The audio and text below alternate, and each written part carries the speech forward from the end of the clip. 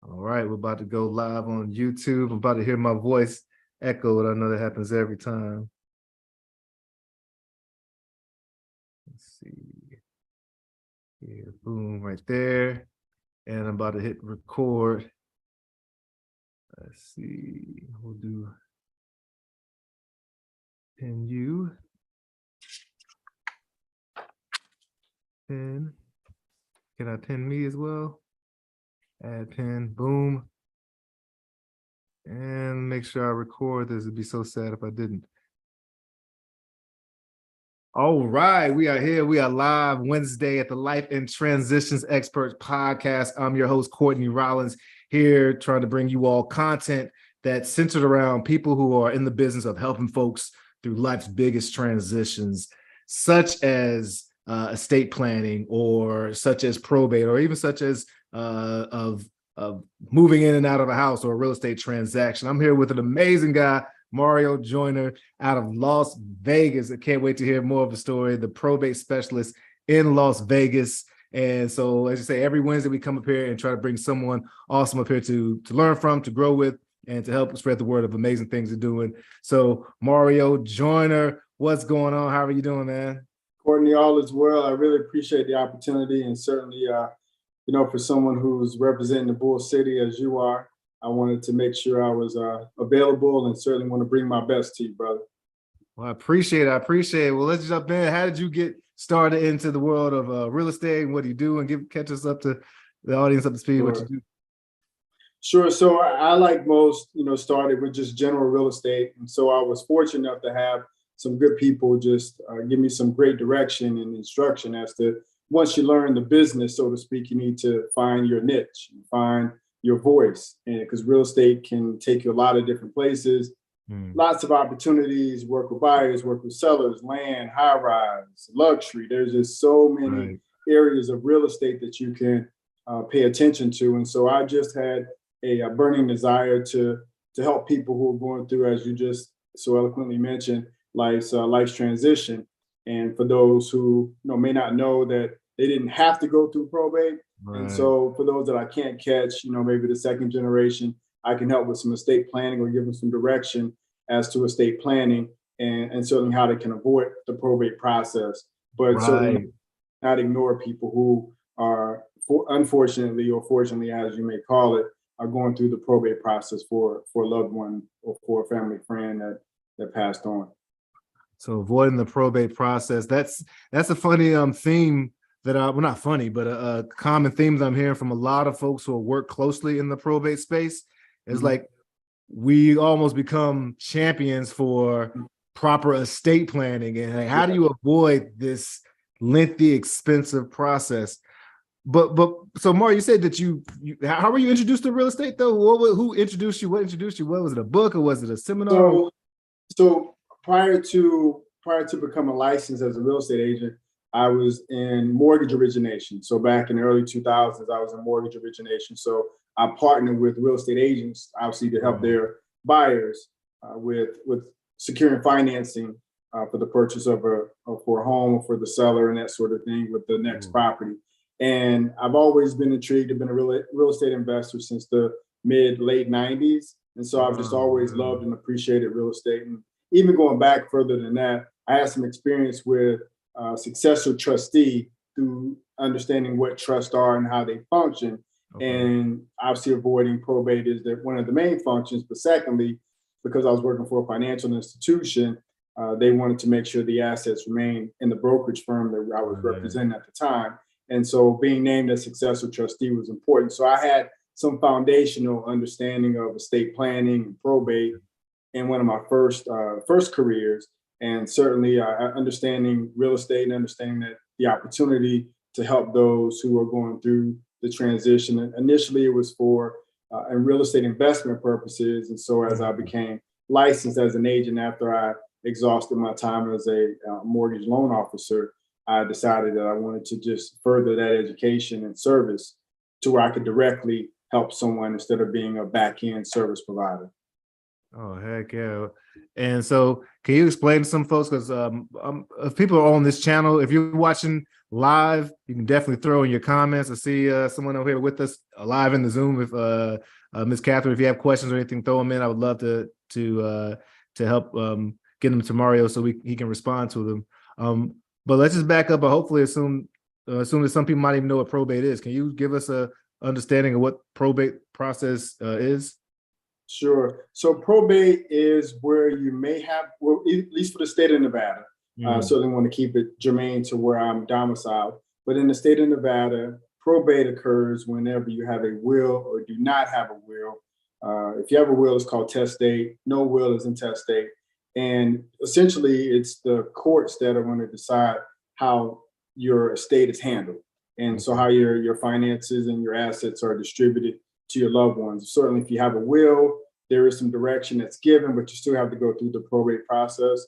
If you do not have a will, then the state has their own succession plan in place. And so based upon whether or not you're a blood relative or husband, wife, children, it gives distinct instructions on how your finances are handled once you pass away. So the only way to avoid probate is to have a trust. And so what I do is spend time not only educating those that are going through the probate process, helping a family member with their estate.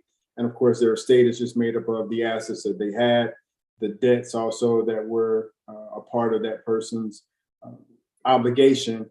And it's the difference between their assets, the liabilities, the difference once all the other finances and expenses are itemized and settled, then of course the balance goes to wherever your beneficiaries or heirs are. So why would someone want to avoid the probate process though? So it can be costly, it could be lengthy in terms of the time to handle or to finally get the distribution from the assets that your loved one had. So that's, there's obviously an expense there. There's also time. And there's also just lack of direction. So I may not be able to direct how I wanted my assets distributed. And if I did not have a will, then the court's going to make that decision for me, whether or not that's my wishes or not. And if I have a will, at least it will be as best as possible directed according to my instruction, but I still have to incur that cost of going through the probate experience. Right. And so I'm in North Carolina, and I know each filing costs, every time you go down to the courthouse, it's going to cost, depending on the size of the estate, you're going to be paying about 40 cents to every $100 for an estate. So that may not sound like much, but if someone has a car that's 10,000 or a property that's 100 or 300,000, then the cost of opening up inventory and even just the time length, it has an impact. And Catherine is here with us in the chat, and she makes a good point that I want to touch on. If you plan to leave everything, what about transfer of death? There are a lot of like survivorship or transfer files you can have, or designation you can have on bank accounts, insurance, and other things.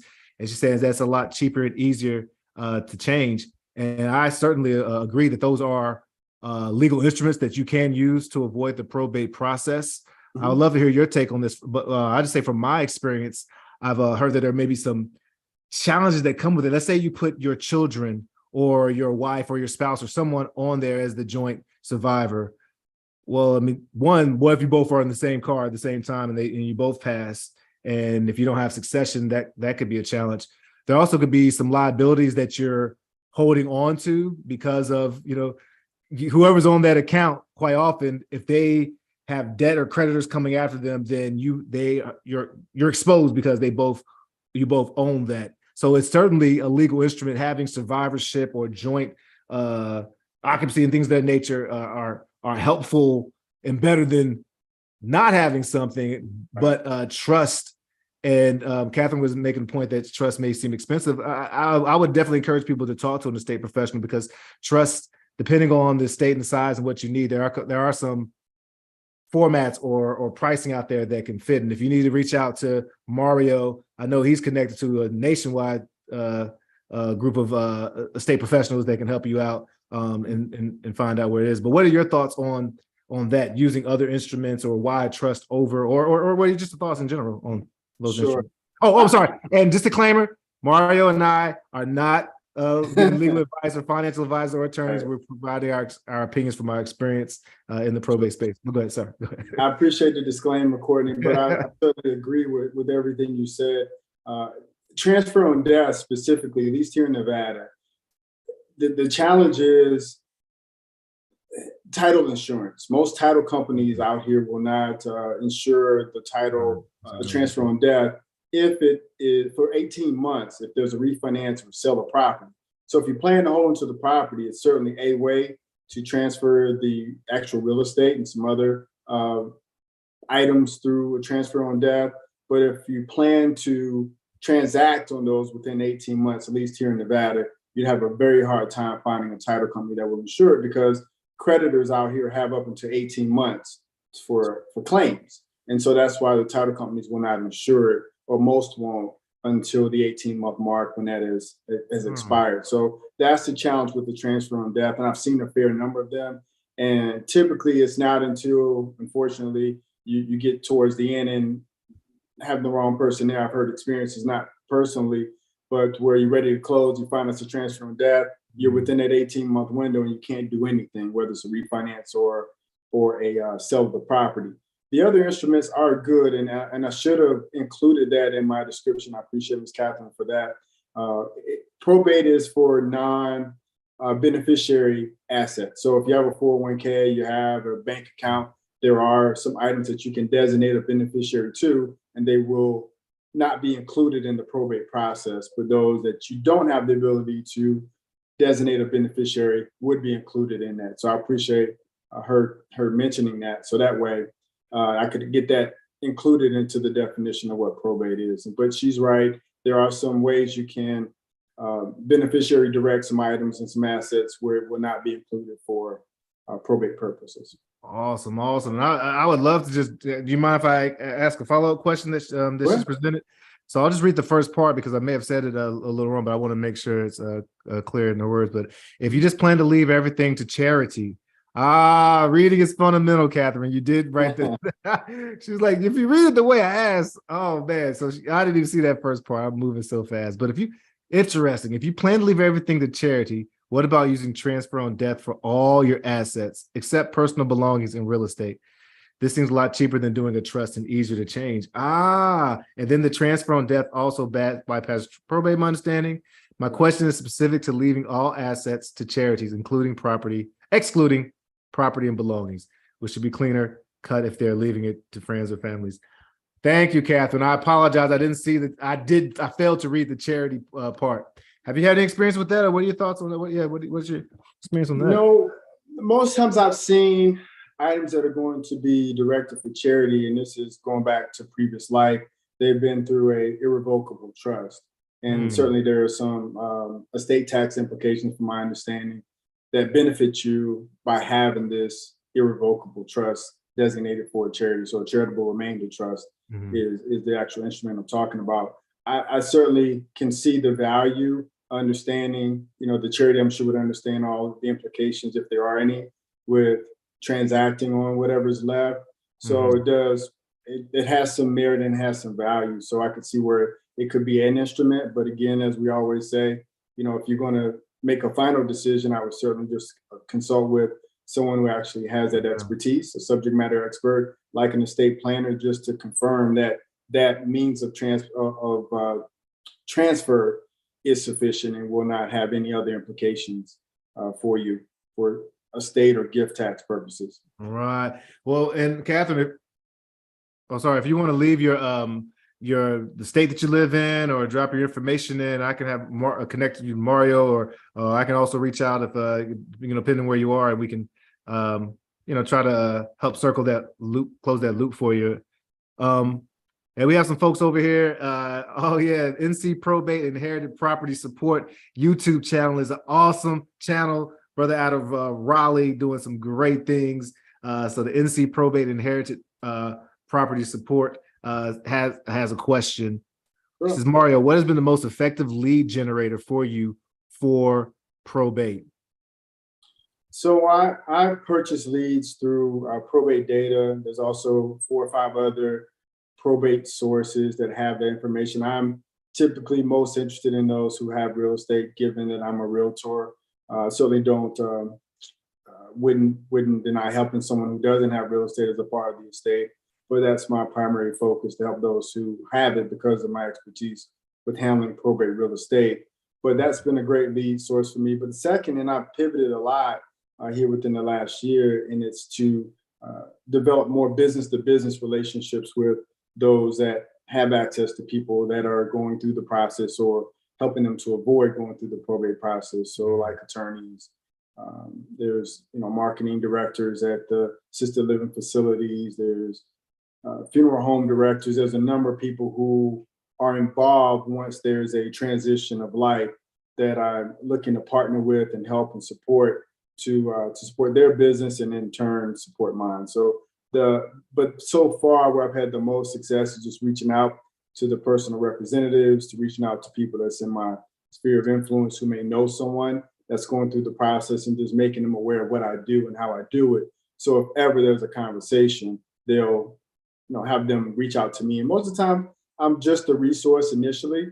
And then after that, and when there is an opportunity to transact, if they decide they want to sell the property, or they want to rent it out, or just have some questions about how to bring it back to its best state, I'm typically a resource for that. And if they decide that they would like to dispose of the real estate, then of course that creates a transaction for me. But I've built a team, I'm sure like you have, Courtney, of individuals and professionals also that understand that as they have someone that's going through the process, it only benefits all of us as a result of bringing them into our ecosystem and allowing us to help and support them through this transition.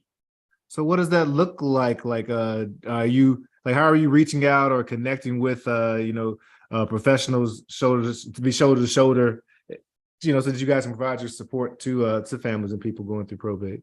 Well, it's a lot easier once you have an opportunity, and certainly, as we know, a lot of times that happens, situationally. And so as a result of helping and reaching out to someone who has a need for someone that we can provide assistance with, it may be someone that's currently in our ecosystem, or someone we have to bring into our ecosystem. Once they know what we do and how we do it, and most importantly, why we're doing it, they feel compelled typically to, whenever they hear the word probate or trust or anything that involves a life transition, they consider bringing it back to me first and sending it to anyone that we can help out.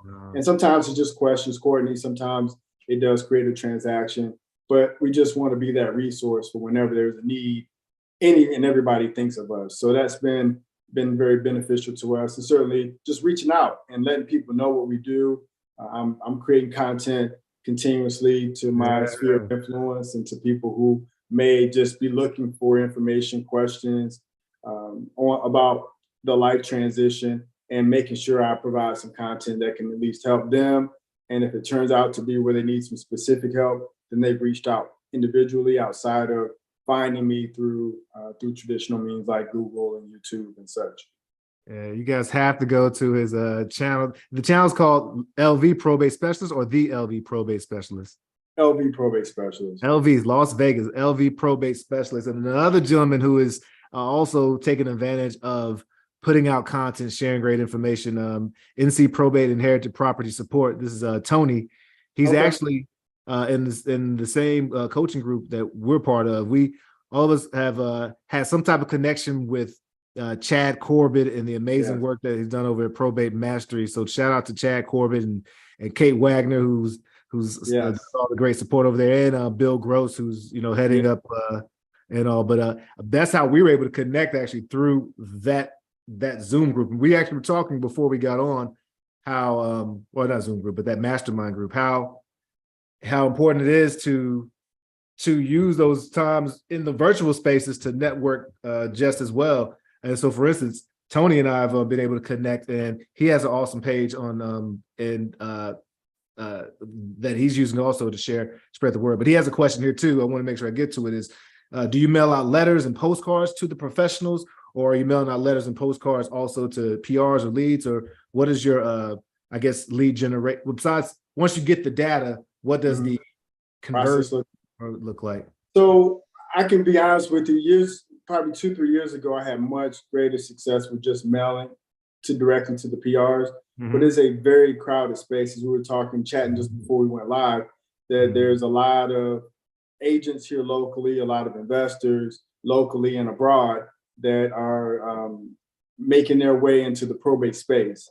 And so a lot of things I was doing by mail aren't nearly as effective as they used to be alone, standalone. Okay. So I have to incorporate phone calls. I have to incorporate postcards. I have to incorporate social media, building custom audiences through Facebook and the like to just create awareness of what I'm doing and hopeful that they'll Google something that's related to Nevada, probate, Las Vegas, trying to find the right combination of keywords and tags that they'll find me that way as well. So I'm finding, and I have a lead magnet. I have a way to help and offer free resources to help people that are in the early stages, and certainly people that are in the middle, and some people as they are getting closer to the end of probate, just making sure I have some resources and reach out to them as much as I can to touch them and find out just if I can help them in any way, and certainly follow up diligently afterwards. So that's I'm still trying to find that secret sauce. So I'm doing, as they say, everything works, but nothing does. So I'm just subscribing to that theory, and I'm just trying to touch people and make contact and have a decision one way or the other on what needs they have, or if I can be of any help. And if so, just be that service provider for them. I hope people notice this theme. You hear, and I hear so much with real estate professionals who are in the probate space, it's so relational and how can I help? And I'm here to serve. And of course, we're here to make money and impact the trajectory of our family's finances. And it still seems like there's some type of underlying disposition you have to have. What do you say are some of the things why you are so inclined or so successful at approaching probate leads as opposed to any other distressed property leads? Sure. I think there's just a certain sensitivity you have to have, Courtney, when you're having a conversation. I think you have to come from service. I think most people are coming from a transactional standpoint. They're looking for something to do for them that involves a transaction. Not everybody's ready to make a decision. They're looking for patience. They're looking for information. Largely, the people that we interact with have never done this. They've never been a personal representative or executive in the state. And so, that's a huge responsibility for them. And they want to fully understand and most grasp how impactful that particular assignment responsibility is on behalf of the family. There could be some other family pressures behind them to make decisions.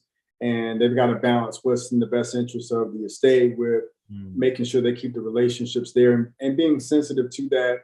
And sometimes acting as a buffer, intermediary, because you have been through that experience. They don't have to be the bad guy or the good guy. They can be the source of the source and not necessarily be the source. So I've just found being in that position where, obviously we've lost loved ones and wanting to help family and friends with that transition physically, but also financially, and being resourceful in our own ways and our own manners has been helpful in this space. And I don't know that everyone comes from that position. And so as a result, it's pretty well received. You can get them away from the noise of everybody looking for something to do, and you can just have a conversation. And I think it's counterintuitive. Most people looking for something to do. We're looking to just be of help and be a resource, and certainly Chad and those over at his great community, and those are a part of our community. We know that, and this is who we are as people. So that's how we make our way to them and help. It's so funny because it really is it's the best of so many worlds. One of the reasons I've appreciated is because I saw quickly how it does just the quality of the conversations just feels better. You get that helper's high, literally, because you are in a place helping somebody with your experience. They're so, for the most part, so gracious. I haven't had really anyone yelling at me, calling me an ambulance chaser, especially when I'm presenting it as I am a resource here and what's your biggest challenge.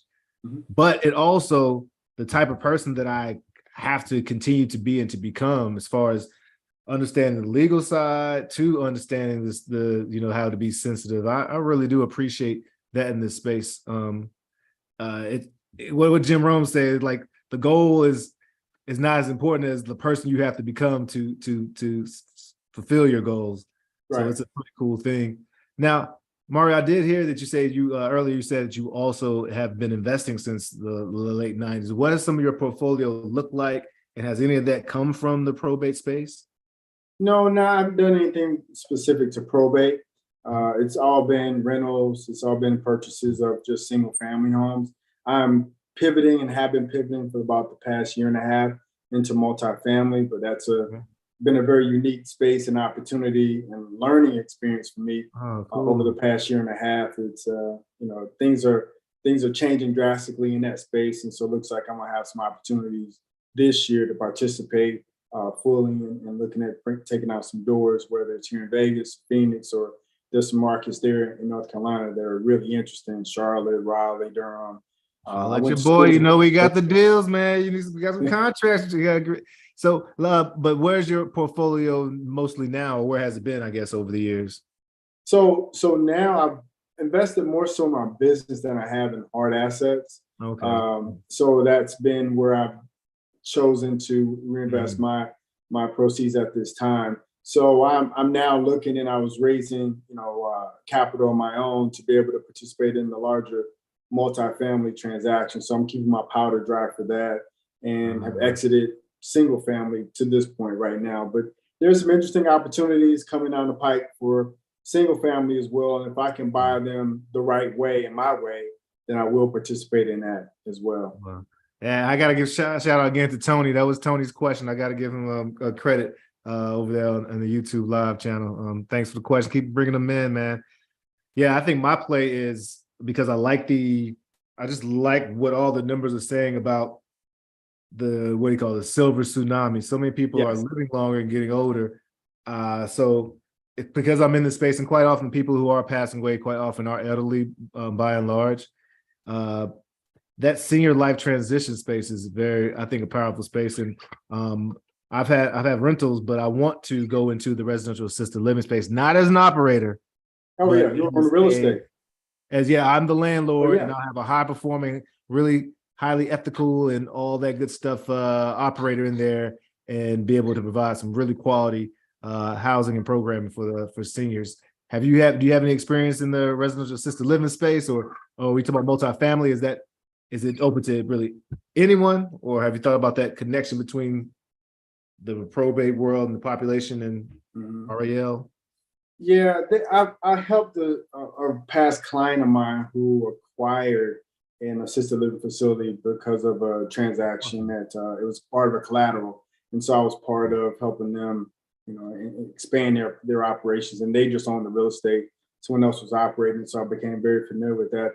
I was literally just having a conversation 2 days ago with someone who was a part of a pretty large outfit in Phoenix. So if you need any help or assistance as you give thought to that, and they were just doing the real estate piece of it, and it was strictly assisted living facilities there in the Phoenix market, but they had started a nationwide outfit as well, but it originated in Phoenix. So I've got some contacts for you there. But personally, I was just looking at multifamily with just apartments. Gotcha. And that's what I was looking at, just market rate apartments, no senior housing. It was strictly just market rate multifamily. However, there are some interesting opportunities with single family for sober living, and there's some ways for those kind of facilities. So not necessarily directly related to assisted living, but owning real estate where you house multiple people. That's kind of the space that I'm looking at right now.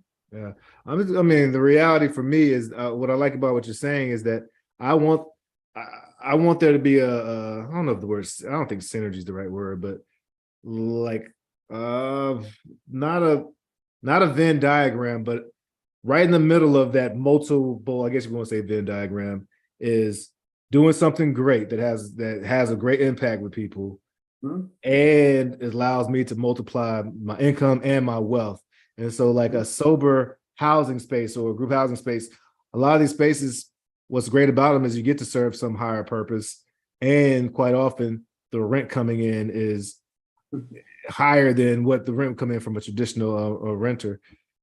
So that's a pretty cool strategy to go there. Use the word that I'm gonna have to incorporate in my vocabulary. You said helpers high, and I like that. That's what that is, and that's basically it's consistent with who we are, in terms of what we're doing in the probate space. Finding ways to help others and be a resource to others is kind of germane to who we are, and that just expands to other opportunities that are, certainly will help us in our economic status and financial status, but also, we can look back and say it was all done with purpose. There are a lot of things we can do to make money, right? But there are not a lot of things we can do that has a purpose attached to making money. And it sounds like that's where you're coming from. And so your consistency in terms of who you are and where you're going directionally as your mission statement as a person seems to be right aligned with what they should be. Well, I appreciate that. And I'm surrounding myself with amazing folks like you who are like-minded and can push me and set the, set the bar and set the example, man. I don't have to plow through and make my own way. I can walk a little bit past, the people who are doing it, right in front of me, Man, so yeah, many years of real estate investing and being a realtor and serving at a high level. Can you think of any I guess either strange or funny experiences that you've seen in the business? Any stories, any war stories? I think I've seen it all. They all kind of just become part of your norm. So they don't even seem like they're anything special after a while. It just kind of seem like it's part of doing business. But I've seen, transactions that go sideways at the end. I've seen, those where people try to come in and infiltrate your deal. I've seen it all, certainly in probate, the most disheartening thing is just to get to the final stage. And there's just that one person that doesn't want to come on board. And so although it may be for the good of the families involved, just their resistance and their insistence, I should say, to impede progress certainly is probably one in the probate space that you see too often. And so they don't think about the good of the group or the benefit of everyone. They put their own personal thoughts, feelings in the middle of what should be although already a tragic situation and an unfortunate situation. And then they just further divide the family. So those are the more disheartening ones. And those are the ones that you remember. The ones that go well and there's no issues, you're grateful for it and you're happy to ultimately help them achieve their real estate goal. But it's just the ones that that even after you're out of the picture, so to speak, that dissension and contentious relationship is only flamed by going through this process. And certainly I get people that come back to me after the fact and second guess their decision. They value having some semblance of a relationship with the family members that were impacted more so than being in this position. So it's just a lot of those things that sometimes aren't necessarily real estate related, but because they involved the transaction I was a part of, that just put you, make you grateful for the good situations, but you don't ever forget and kind of often wonder whatever happens to those families who did they ever heal? Did they ever come back together? Did they ever figure out how to coexist again after these types of situations? I guess fortunately these loss of I'm assuming a loved one can bring people together, and they can just, especially probate, you have to, if you're the personal representative, you've been designated as the person who has to take care of the estate, you have to find the strength somehow, some way, reach out to Mario and folks who are estate professionals like us to help.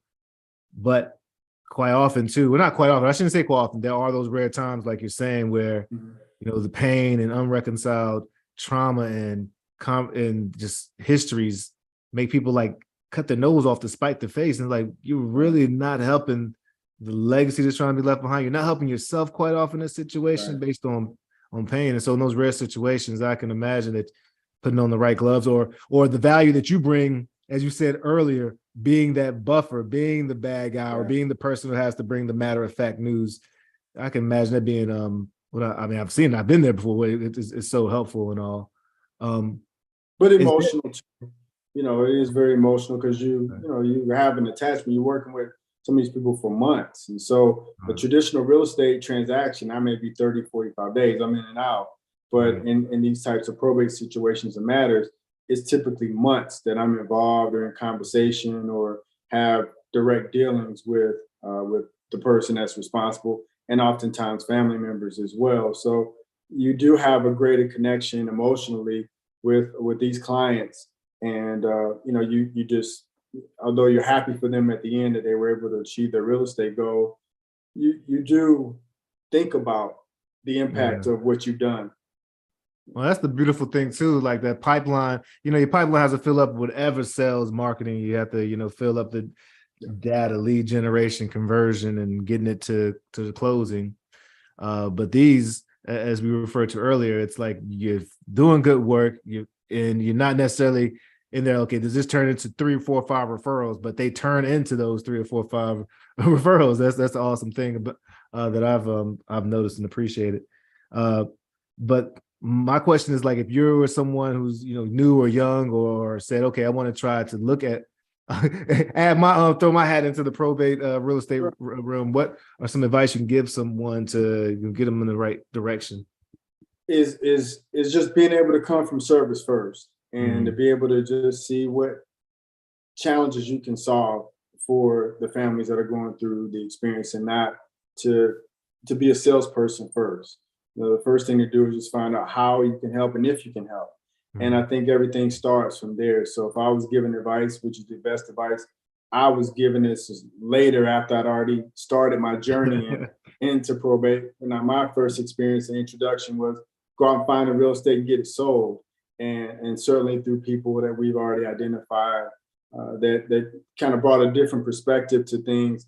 It resonated with me because it's more consistent with who I am as a person. I'm just a giver, and I want to be a resource. I want to be of help. And so that resonates with me. And certainly that's the most consistent with my personality. The other way wasn't who I was, but it was just the way I was taught. So if I was starting it all over again, the best advice I can give is come from service, be a resource, make sure you do everything you can to know who you're dealing with, and don't forget your why. And I think as long as you don't forget your why, everything else takes care of itself, and people feel it, they appreciate it. And I think it can be some of the most rewarding transactions that you'll ever be a part of, and you'll build some long-term relationships as a result of helping people at their greatest time and greatest needs. I probably received some of my best reviews of my service and my work from people I've helped through probate than anyone I've ever helped with general real estate. I think the level of appreciation for what we do and how we do it, most importantly, is received, it's acknowledged, and it's appreciated.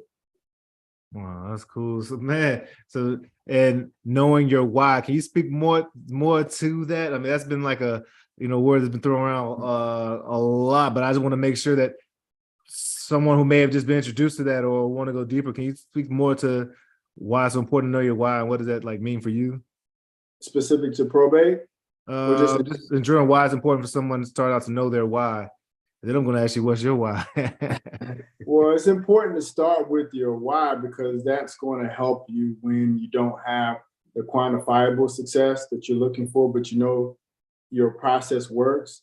And when you're doing the right things for the right reasons, but yet you may not see the results, leaning on your why is what's going to get you through those days when you can't see it. It doesn't hit your bank account. You don't see the transaction closing. Maybe the people you've talked to don't necessarily need your help at that time, but you want to be of help.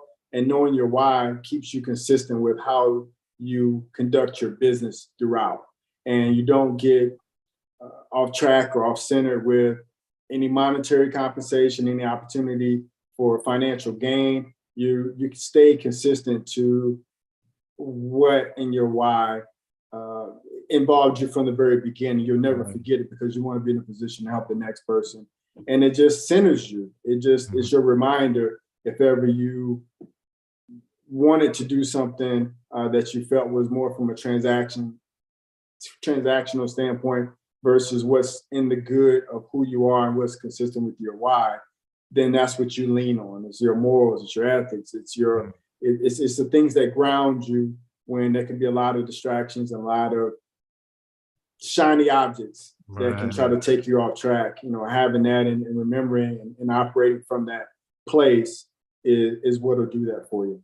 That's beautiful. And your why? What is your why? If you don't mind me asking, Mario. So I've got a few of them. I have 2 teenage kids. My daughter's 19, my son's 17. Wow. So I certainly want them to see me operating in a space where I'm not just helping people sell real estate. I'm purposeful in what I'm doing. I'm helping people first, and I wanted to just continue to ingrain that service first approach to how they handle their life, and they can carry that on. To me, that's the greatest legacy. Married as well, so I certainly want my wife to see me operate from that. And the day she questioned, what I'm doing or what have you, or why am I out so late or why I'm up so early, she knows that it's because I'm offering service to someone outside of our home, but also as it relates to her, I'm operating with how can I help? What can I do for you? What can I do to make this relationship better? So, those are the 3 people that are most important to me. And certainly, my lineage is with my grandma and grandma, who, of course, raised me essentially. My mom, of course, I better throw her in there because she'll get mad. My mama, but grandma and granddaddy really just kind of made sure I came from a space of being helpful to others and being in a position, if I can, to help those. And I don't know, no one knows I certainly can, that I do know. So that's always been who I am. That's just who I am to the core. And so that just represents my why and always has. Yeah. So being the example and having that, knowing that you have that self-integrity, that you're being the authentic Mario, Right. Whoever Mario's showing up today, I know I made the best Mario today, and right. My kids see that, and my wife sees that, Yeah. I always say, Courtney, it takes too much energy to be anybody other than who I am. Yeah, I hear that. It's easy to be who I am. It takes too Yeah. much energy to be someone I'm not. So Absolutely. I just stay consistent to who I am as a person. So you see me as today, you'll get the same Mario tomorrow, Friday, next week. I just keep a certain level of consistency about who I am. I'm always appreciative, and I'm always trying to do what I can to help myself and others. That's the best gift you can give to the world yourself. Like you said, everybody else is taking it all. I really appreciate you sharing that about your why. And I feel like I'm understanding more and more how, like, as you said, even like Jim Rohn said, if you know your why, the how becomes a lot easier, or you can push through. And when I say easier, I don't mean like easier, like there's not hard work, but that emotionalized desire allows you to recognize the habits, which could often be very boring, that you have to do because you know that you have a goal in mind. One thing that I'm really appreciating too is, again, how important it is to work from the end, to surround yourself with amazing people who are doing the work that you want to do or that you desire to do, and emulate those habits as if you are already that successful. You want to be a multimillionaire, then you have to assume the habits of the multimillionaire in the whatever space it is. So I'll give it one quick, like King Richard. That was, oh man, I'm about to cry a little bit on it. But the story of Serena Williams, Venus Williams' dad, and how he had that plan laid out. They acted like champions when they were in Compton, California. Absolutely. By practicing every day, by planning every day, by taking control of their thoughts. So they were already champions acting like that. If you want to be a successful real estate investor or realtor or state professional, what are the habits of those successful folks? And whether, regardless of what the appearances look like, taking on those habits and doing those tedious tasks or those behavior every day is what gets you there. And it's that why that fuels that, because it's really hard if you don't have a good why to get up and make that connection every day, or to do the things you have to do to go the extra mile to present that high level of service. But I appreciate you bringing up that why again. I'm just making connections between hearing different people, the way they articulate it. It's like, wow, this is a cool theme or understanding, man. I really appreciate you bringing that in. If you could describe like what you work at, I sent you I love this question right here, but if you could describe in like one sentence the way you do business, or does LV Probate Specialist have a model, or how would you describe, what sentence would you use? If I was describing my business in one sentence, it would simply, the sentence would be, I'm looking for how I can help you as a result of using the subject matter expertise I have to do so. So what is it that you need? So all of my conversations start with, how can I help you? So no matter if it's probate or otherwise, it's, what are you looking for? How can I help you? And as a result, I'll back into how I can help you. That's a tip for everybody out there too. Like, we get these courses and we get excited. I can buy your property for free. I can do this. I can do this. I can do that. Listen, slow down. You don't have to do all. Just listen. And just as Mario's saying, come with two big ears. How can I help you? Right. And then tailor that experience, your experience, to what they're asking for. Don't, like Sandler said, spill all your candy in the lobby. They may not care or need or want, and then you're not babbling or trying to, talk over people, or really show sometimes, I think, lack of knowledge or anxiety by spilling out. It's something we all, but it's something it can easily be done when you're maybe inexperienced or maybe nervous. But the real professionals I'm seeing speak so little and just ask quality questions. And the most of the question is that question I heard you just ask, Mario: how can I help you? Here's the other thing I was going to add, Courtney, is that when you operate from consistency, and that's your approach every time, you don't have to change up who you are in your approach each time. If that's who you are and that's your conversation, that's easy to have, and it's so transferable in other areas of your life outside of professional. Personally, if you meet someone, how can I help you? Hey, I'm in real estate. You're on this business. Do I have clients that could become clients of yours, or is there a client I have that you wanted to get connected with? And so I was in B&I for a while, and it's all about giver's gain, and that creates that connectivity to ask first, and then you receive later, maybe or maybe not. But it's not for what you may receive, but as a result, it's that law of reciprocity that always occurs. And even without asking, people will come back and say, well, God, you helped me get in this door. You didn't get anything for it. It wasn't a transaction there for you, but I've been trying to make contact with them for a year. Oh, I've been on it for 10 years. And I can just make that connection. But it also helps the person that I referred them to, because they probably need their services. Or maybe, if nothing else, they understand that the person they're currently dealing with is the person they should be dealing with. But if you're operating at a B2B level or B2C level, you should be able to explore all of your options and opportunities.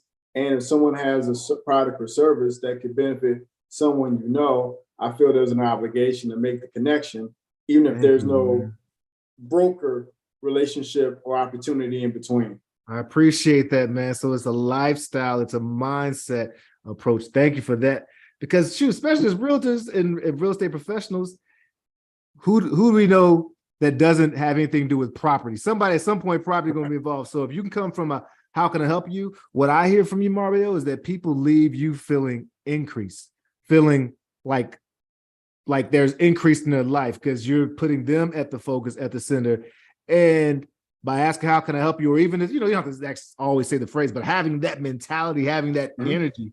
Sometimes, to be honest, folks, sometimes even just a smile and giving somebody a good day, they feel more increase with you. That's what we're naturally inclined to feel. So if someone can feel increase, you are being the connector. You are this is straight up from the Go Giver. This is straight up from the formula of success that so many people have toted down the ages and all. This is that's the science. That's the law. You can get spiritual, biblical, all that type of stuff with it. It seems like, and that's pretty cool that you seem like a very consistent person. So if somebody, I can imagine people feel like, oh, what I see is what I get, and this person really cares about my well-being and my best interest. And I'm sure it served you really well, man. And I think people should emulate that and put it in their business and in their life practices. I appreciate you. Are there books or teachings or folks that you follow that's like helped shape your frame? So many, man. The person who was hugely impactful, I never met them, but just who they are as a person has been inspiring to me, is Kobe Bryant. And so we're on the eve of his third anniversary of his death. And so I've been fortunate enough, a lot of his family lives out here. And so I've had the opportunity just by coincidence to form a small relationship with him. And so I feel like there's a piece of him, and I listen to him so much, and so many days I just don't want to do. And I just think about, man, you don't know how long you're going to be here. You want to make your impact, and you want to leave a legacy. And so all the things he represented has been hugely impactful. When I need motivation, I'll go there. I go to Les Brown. He's been you gotta be hungry. Yo, man, he's given me so much. Courtney has been amazing. E.T. Eric Thomas has been huge for me. Awesome. Walter Bond's been huge for me. Obviously, you've got the Jim Rohns of the world. And, you've got the legends of all legends. But those are some of the people that have a huge impact on me, even to this day. And none of them I've ever met personally, but I just feel like when I listen to them, they're talking to me. And I hold on to everything they say, and I take action as a result. And there's a lot of people that's been successful in business that I certainly look to and emulate in terms of how they built their businesses. And so professionally, they've had an impact, but just people that can always get me to do something I don't want to do in the moment.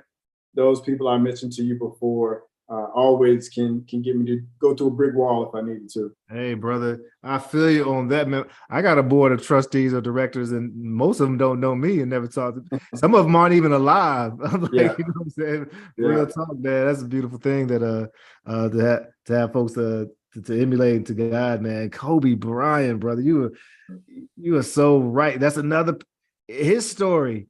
He acted like a champion because a champion is going to put in the work. So he was doing that from jump. Assume the feeling of the wish fulfilled. You gotta be it to become it first. So that's awesome, man. Well, I am very mindful of your time, Mario, and I hope to have you back on down the road when I'm episode 200, 300 or something like that. And or maybe when you don't have a podcast yet, do you? I know you have all. No, but you're inspiring me. Hey, let's get on there. I'm inviting myself already up. Look at that. You'll be there for sure. Hey, that'd be awesome, man. But I appreciate Catherine and Tony and some other folks who are watching on here. If you're watching this afterwards, would love for you to join the Life and Transitions Experts Facebook community and, of course, the YouTube channel. And you have to join the LV. Why can't I ever say it right? LV Probate Specialist channel for content, hopefully encouraging you to get we live in the information age, folks, and there's so many folks who are accumulating a large amount of income and wealth. And that buzzword of generational wealth is so much out there. Well, if you really want to make that wealth last through generation, connect with Mario so he can help you find the right folks to protect your assets and put in the right space so you can avoid probate. If you do find yourself in probate in Las Vegas or out there, reach out to him so he can help you in whatever area you are and put you in the right place. And of course, if you're over in Durham, hopefully he'll throw your way over to me. And if not, it's up to, it's definitely what's best for the folks, for the client, though. I'm just being a little silly there. But any other parting things? How can people reach out to you, connect with you and all? So I have a social platform. Of course, I'm LV Probate Specialist on Facebook. I'm LV Probate Specialist on Instagram. I'm on YouTube as LV Probate Specialist. So I pretty much stay consistent with my naming across multiple platforms. I certainly just want to take the opportunity. I would be remiss if I didn't thank you again, and certainly want to create some level of a platform, whether it's a formal podcast or something. So I love to get your story because you've done a lot to help me articulate mine. And so I want to certainly be reciprocate that. And I certainly want people to know more about who you are differently than just being a content provider, but get to know Courtney in a different way as well. So for those people that, if nothing else, they'll feel more compelled to get information from you right now. But also I feel like your story needs to be told. And so I don't know if it has, but if not, it needs to be told by me. So I want to make sure that there's an opportunity for me to do that for you down the road. Well, I appreciate that.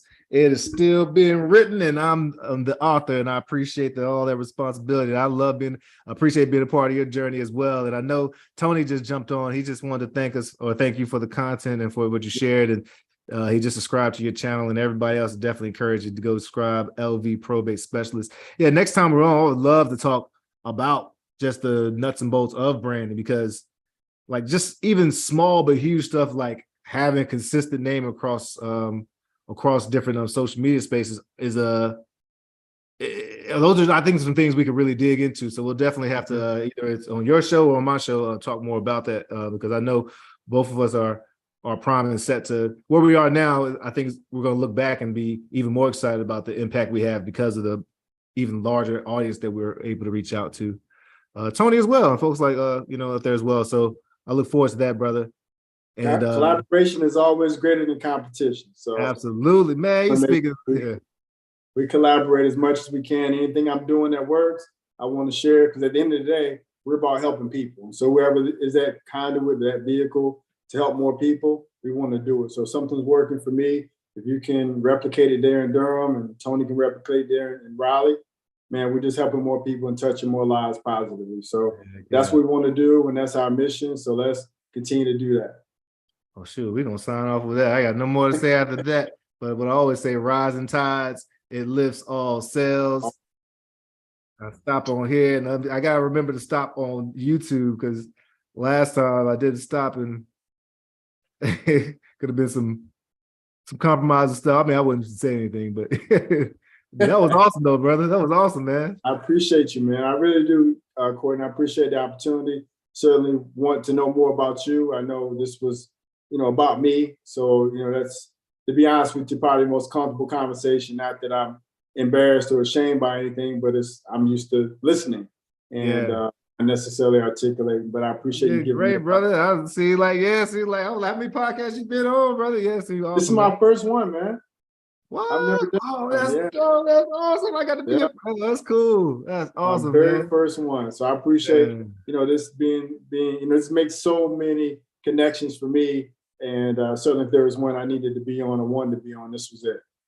Well, thank you, brother. And I'm going to probably be here for the next 30 minutes or hours, because this is a long file. It's going to, and I'll send you a link to the raw video if you ever want to use for anything. And of course, I'm going to go ahead and put it on YouTube, put it on my my channel and pages and all that stuff.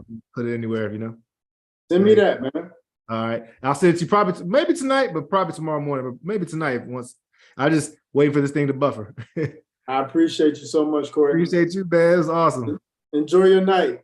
All right, you too, Mario. Yeah, it's what? I guess it's the evening for you. It's 5 o'clock here, but it's 8 o'clock. Yeah, there it is, brother. All right, take care, man.